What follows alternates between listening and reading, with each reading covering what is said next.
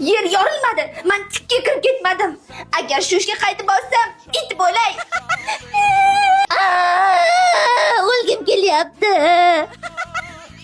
Ha, tinchlikmi? Kelgandan odamni xursand qilasan. Ishxonadagilarning oldida rasvoyim chiqdi. Ha, birinchi marta emas-ku, nima his qilasan?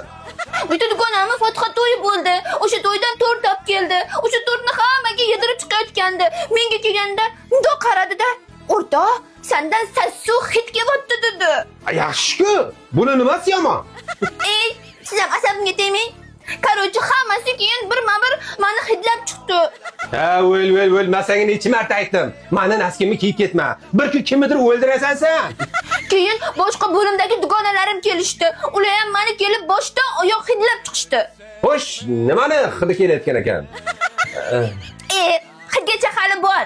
Keyin ana boshlig'imiz Tursunoy opa eshitib qoldilar. U ham keldi. U ham hidlab ko'rdimi? Ha, uni burni o'zi ham pilsosda ekan. Bitta chuqur tortganda shu basharasi bilan orqaga ketdi-da. Va nihoyat 20 yil berishadi. Nima?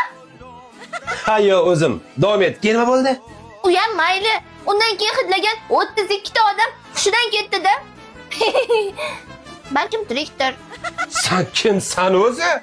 Qayer sasida bunchalik odam o'ldiradigan? Og'zim. Men bilgandim. Men sezgandim.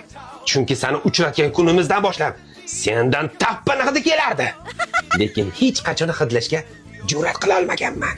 Siz ham mana shunaqa qo'llavering. Yashagim kelayapti. Bir xunuk yig'laydi. Ayta olmayman-da. Bo'ldi xotin. Hazırlashdim-da endi xotin. Unchalik yomon emas-ku. Chidasa bo'ladi-ku. Dugonalarim aytishi bo'yicha yaqin orada shunaqa bo'lishni boshlaganmish. Xotin. Mana menga keraksan, tushunyapsanmi? Bor xit-piting bilan yaxshi ko'raman seni. Ular aytaveradi. Ular seni borku ko'ra olmagan. Ke, bitta hidlab ko'ray. Men senga atletda dodasini aytaman. Aniqni aytaman. Ke, bitta hidlay. Yo'q, hidlanmaysiz. Jonzot, eriyman-ku. Bitta desang bo'ldi. Qani? Tayyormisiz? Men vechna tayyorman. Qani? Ehtiyot bo'ling-da.